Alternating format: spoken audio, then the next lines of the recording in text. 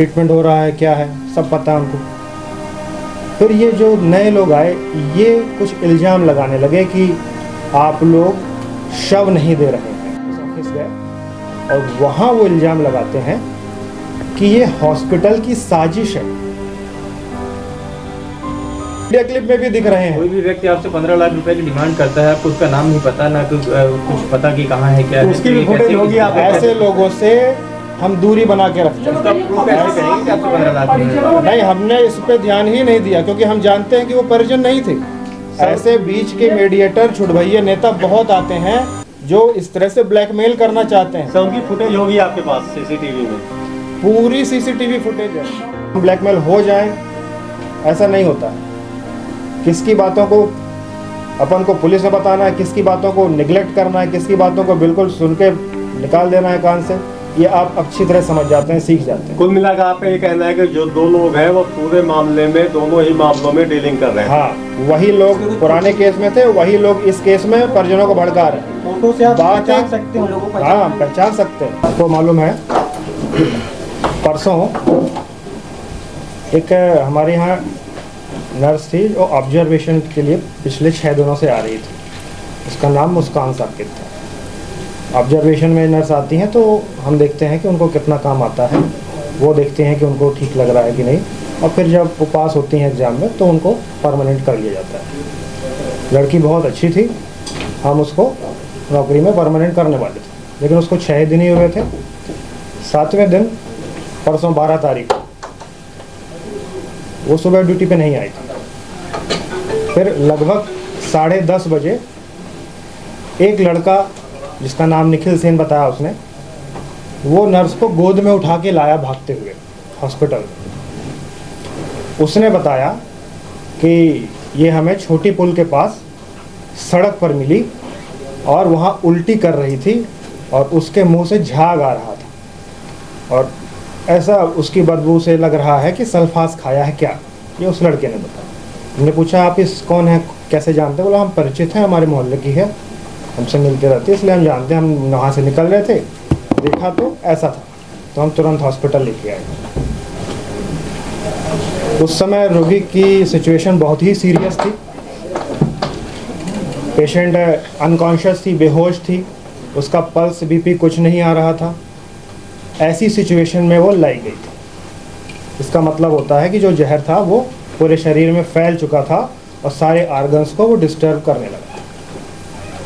ऐसी सिचुएशन में बिना देर किए, हर सेकंड कीमती होता है, तुरंत रोगी का इलाज शुरू किया गया। कैजुअल्टी में ही सारी जीवन रक्षक दवाएं, इंट्यूबेशन, वेंटिलेटर, सीपीआर सब कुछ किया गया। लगभग 1.5-2 घंटे तक उसको आईसीयू में ट्रीटमेंट किया गया। सब ने पूरी कोशिश करी बिना कुछ सोचे कि पुलिस केस हो सकता है या कुछ परेशानी हो सकती है या नहीं बचे तो कुछ समस्या हो सकती है, या जैसे लोग पैसों की बात करते हैं, पैसा कोई है नहीं देगा कौन, कुछ नहीं सोचा गया। सब कुछ इलाज किया गया, सारी दवाइयाँ लगाई गईं, लेकिन हमारी बदकिस्मती और उसकी कि हम उसे बचा नहीं पाए क्योंकि ऑलरेडी जहर बहुत फैल चुका था। साथ ही पुलिस को सूचना दी गई, उसके परिजनों को सूचना दी गई। वो लोग आए, उनको सब बताया गया कि ऐसा है। जो लड़का लेके आया था उससे भी मिलवाए, वो उनके परिजनों से परिचित था। उसके बाद पुलिस ने उनके बयान लिए, सारा पंचनामा किया और पुलिस चली गई। हॉस्पिटल और डॉक्टर का जो फर्ज होता है वो सारा कुछ पूरी ईमानदारी से किया गया। इसके बाद कुछ नए लोग आए, परिजनों ने तो सब देखा, ट्रीटमेंट हो रहा है, क्या है, सब पता है उनको। फिर ये जो नए लोग आए, ये कुछ इल्ज़ाम लगाने लगे कि आप लोग शव नहीं दे रहे हैं। हमने उनको समझाया कि ये पुलिस केस है, मेडिको लीगल केस में हम शव नहीं दे सकते। वो बोले कि पैसे के लिए शव नहीं दे रहे हैं। ऐसा तो कुछ था ही नहीं, पैसे के बारे में तो सोचा ही नहीं गया था। उनको बताया गया कि हॉस्पिटल का कोई बिल आपको नहीं देना है, दवाइयाँ हैं, इनका बिल उनको केवल बताया गया। दवाई भी हॉस्पिटल खरीदता है, उनको केवल बताया गया, उन्होंने माना गया कि हम नहीं देंगे। हमने मान लिया, ठीक है। तो वो बोले कि नहीं आप शव दीजिए। अब ये संभव नहीं है पुलिस केस में, पुलिस ही शव लेके जाती है, पोस्टमार्टम होता है। इस बात पे उन लोगों ने हंगामा किया कि आप शव नहीं दे रहे। हम उनको समझाए, फिर पुलिस आई, फिर वो पुलिस शव लेके गई, उन्होंने वहाँ पोस्टमार्टम कराया, उसकी रिपोर्ट 1-2 दिन में आ जाएगी।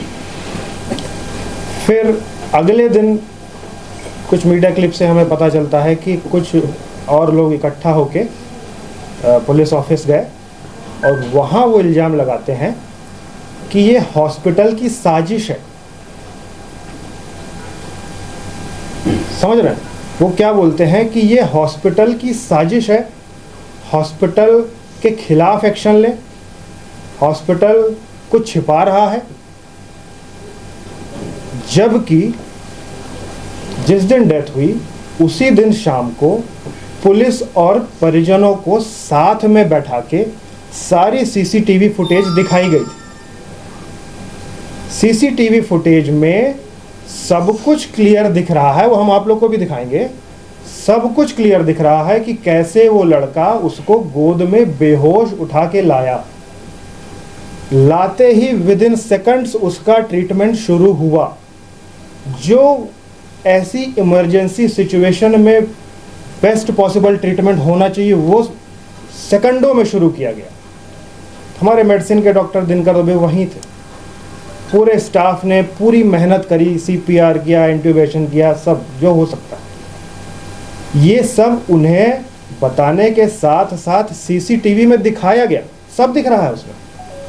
उसके बावजूद अगले दिन वो पुलिस में शिकायत करने जाते हैं कि ये हॉस्पिटल की साजिश है। ये कैसे? तो ये परिजन नहीं कर रहे हैं, ये कुछ नेता हैं जिनका नाम मुझे नहीं पता, लेकिन वो उस आप लोगों की मीडिया क्लिप में दिख रहे हैं, वो ऐसी बातें कर रहे हैं। बातें क्या होना चाहिए? बातें ये होना चाहिए कि भाई उसने जहर क्यों खाया, या उसे किसी ने जहर खिलाया, कारण क्या था है? मीडिया क्लिप में जो लड़का लाया वो भी बयान दे रहा है, जो मैं बोल रहा हूँ वो आपकी क्लिप में है। वो बोल रहा है कि हमको वहाँ छुट्टी पुल में रोड के किनारे ऐसी सिचुएशन में उल्टी करते मिली, झाग निकल रहा था, है ना? वो लड़का क्लिप में साजिश कर रहे हैं। क्या लगता है किस चीज को लेकर साजिश कर रहे हैं? क्या कुछ व्यवसायिक दुश्मनी है, किस चीज को लेकर? ये मैं बताता हूँ, पूरी बात तो मुझे नहीं पता, लेकिन उस क्लिप में जो 3-4 लोग दिख रहे हैं, इसमें एक पुरानी घटना भी है। कुछ महीनों पहले एक नर्स और थी जिसको कि ब्रेन हेमरेज हुआ था हॉस्पिटल में, ठीक है, ड्यूटी के दौरान। सुबह की बात है, वो लगभग 12 बजे के आसपास। उसका तुरंत सीटी स्कैन किया गया। वो भी यंग लड़की थी, 21-22 साल की। सीटी स्कैन में उसको ब्रेन हेमरेज, अपन नहीं सोचते कभी कि 21-22 साल में किसी को ब्रेन हेमरेज होगा। उसमें न्यूरो सर्जरी की जरूरत पड़ती है। न्यूरो सर्जन हमारे यहाँ सुबह 12-1 बजे कोई नहीं था। न्यूरो सर्जन हमारे यहाँ हॉस्पिटल में नहीं है। मेडिकल कॉलेज में 6 न्यूरो सर्जन। हमने परिजनों को समझाया, वो समझे और वो मेडिकल कॉलेज लेके गए क्योंकि उसको अर्जेंट सर्जरी की जरूरत थी। उस केस में भी वही जो 3-4 लोग हैं, जो नेता हैं, उन्होंने बाद में इल्ज़ाम लगाया, लोगों को भड़काया कि हॉस्पिटल ने इलाज नहीं किया। इलाज में देरी हुई इसलिए उस नर्स की तबीयत खराब हुई। अब समझिए वो क्या बता रहे हैं और क्या छिपा रहे हैं। ये सुबह की बात थी। 12-1 के बीच में उसका सीटी स्कैन हुआ। सीटी स्कैन में आता है ब्रेन हेमरेज। तुरंत ही उसको न्यूरो सर्जरी डिपार्टमेंट में शिफ्ट किया गया, जिससे कि उसका जल्दी इलाज हो। न्यूरो सर्जन था नहीं यहाँ, न्यूरो सर्जरी डिपार्टमेंट नहीं यहाँ। वो केवल 3 घंटे के आसपास थी जिस समय उसको तकलीफ हुई और सीटी स्कैन हुआ।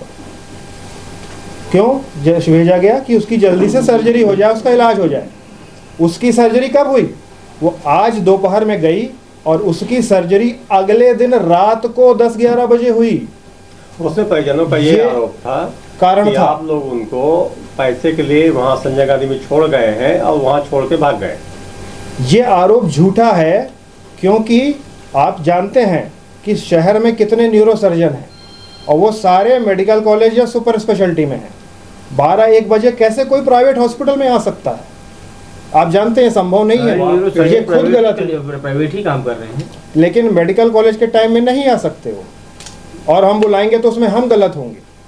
आपके हॉस्पिटल में न्यूरोसर्जन नहीं है, ये हमने उनको बताया, वो मान के हमारी बातों से वो गए। हम साथ में, हमारा पूरा स्टाफ गया छोड़। परिजनों ने बयान दिया था कि आप लोग पैसों के लिए उनको यहाँ छोड़ के भाग गए। हाँ, यही झूठा है।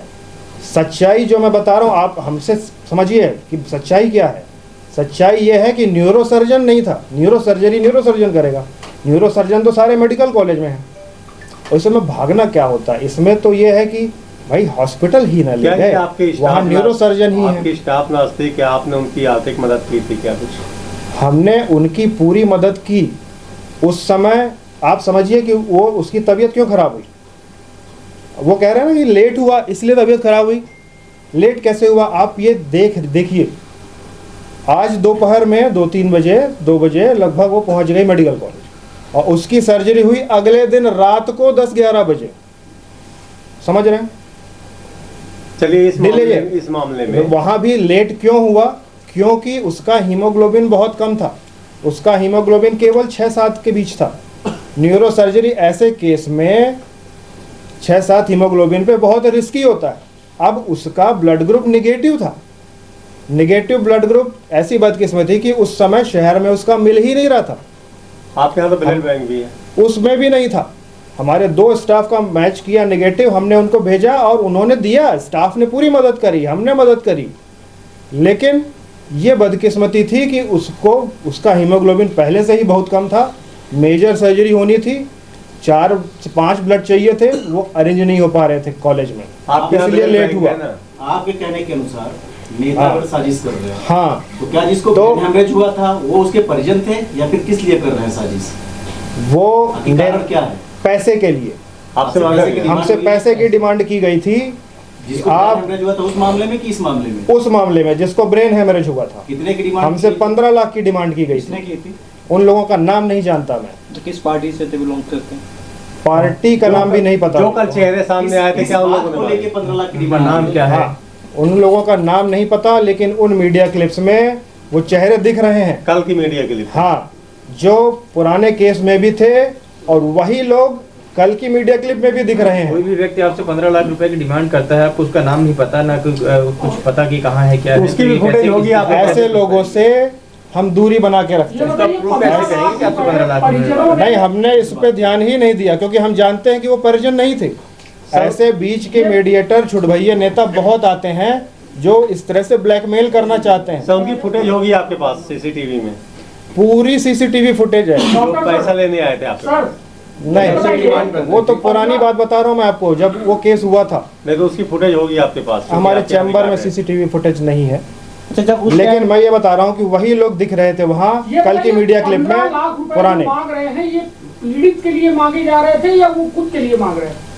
ये मैं कैसे बता सकता हूँ, लेकिन वो क्या करते उस पैसे का। बट वो ये बोलने आए थे कि हम आपका ये केस दबा देंगे, आप पैसे दो, पैसे नहीं दोगे तो हम आपके खिलाफ ये कराएंगे वो कराएंगे। उस टाइम आपने और वही लोग हमने उस पे उस समय ध्यान ही नहीं दिया कि ऐसे लोग तो बहुत आते रहते हैं। आप समझिए, ऐसे ब्लैकमेल करने वाले हमें हर महीने आते हैं जिन पे हम ध्यान नहीं देते। अच्छा, कल वाले मामले में नाम पता है आपको? मीडिएटर कौन था कल वाले मामले में? जब वो उसको लेके आए थे, आपने पुलिस को सूचना क्यों नहीं दी थी शुरू? हमने पुलिस को सूचना दी है। ये बता रहे अभी आपने ही कह रहे हैं कि जब उसके मतलब ऐसा हो गया तब मौत हो गई तब आपने पुलिस कांड के पहले अभी 1 दिन पहले एक और खत्म हुई है, उसमें भी 70,000 का मांग हो रही थी इस अस्पताल से। 1 दिन पहले की घटना है। इसी अस्पताल में वो लोग भी आरोप लगाए थे परिजन। उस केस में हर केस अलग होता है। उस केस में परिजन चाह रहे थे कि इनका इलाज आयुष्मान से किया जाए। ठीक है, आयुष्मान में हर बीमारी हर हॉस्पिटल में कवर नहीं होती है। किसी विभाग में, किसी हॉस्पिटल में कोई विभाग कवर है, किसी में नहीं। उस लेडी को कैंसर था। कैंसर के इलाज की आयुष्मान से परमिशन हमारे हॉस्पिटल में नहीं है। इसलिए ये रोगी को शुरुआत से ही पता था, उनसे लिखवाया हुआ था, उन्हें पता था सब।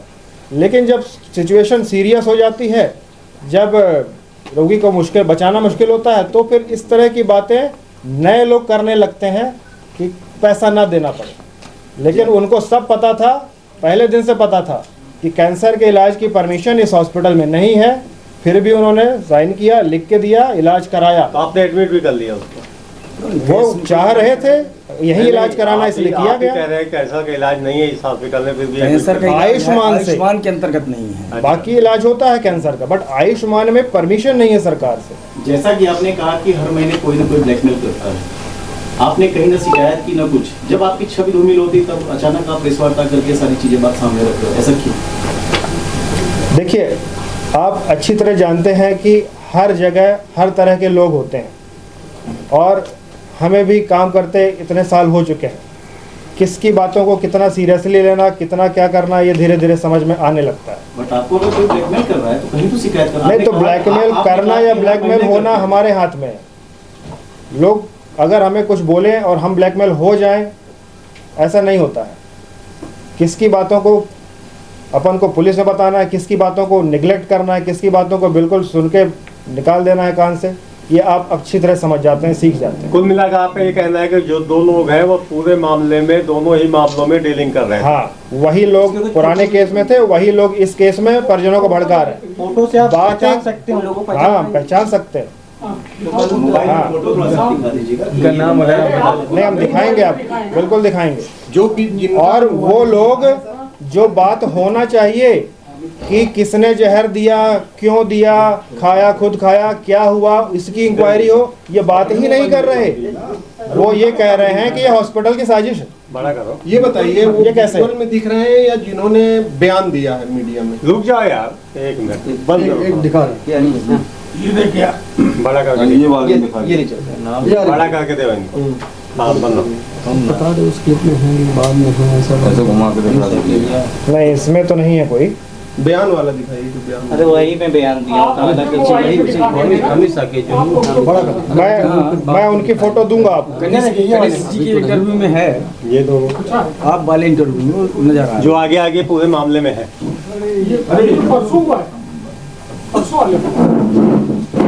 कल वाले में, कल नहीं, ये लोग तो नहीं। मेन यही थे भाई साहब, 3-4 तो यही मेन थे, यही बयान दिए हैं, इसके अलावा तो यही नहीं। लेकिन आप हमारी बात समझिए कि वो बोल क्या रहे हैं। सर आप आरोपियों को मतलब चिन्हित नहीं कर रहे हैं, क्योंकि आप कह रहे हैं आपकी क्लिप में दिख रही है, तो क्लिप तो यही है हमारे पास। यही है और यही मेन क्लिप।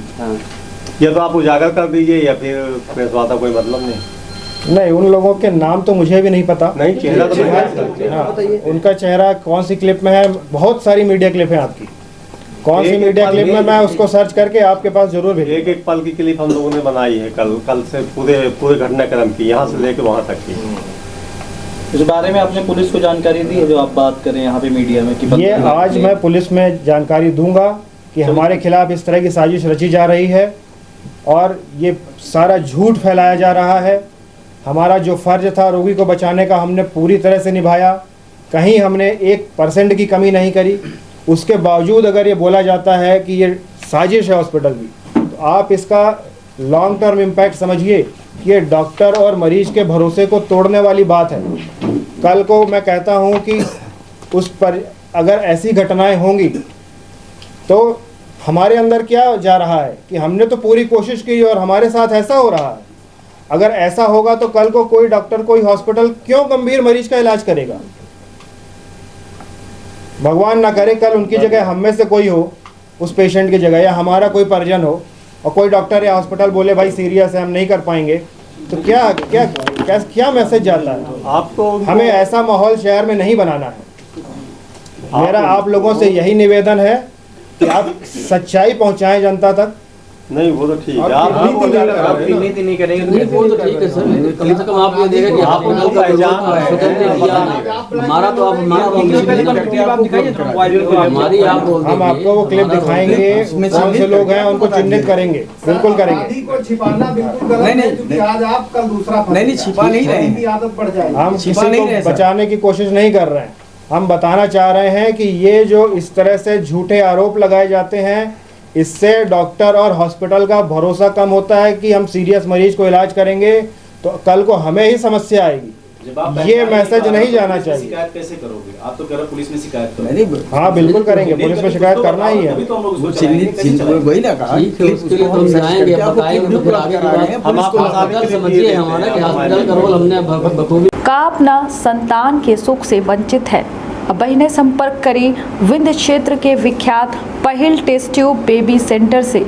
महिला से संबंधित कोनो गंभीर समस्या के खातिर संपर्क करें प्रतिदिन पुराना तीर्थ मेमोरियल अस्पताल कुटेही रीवा। संपर्क कर सके थे 8821000416 पर या 0766235245 पर। डॉक्टर बीना मिश्रा स्त्री रोग एवं बाचपन विशेषज्ञ से प्रथम IVF क्लिनिक, IVF मौच तकनीकी, लेजर हैचिंग के उपयोग,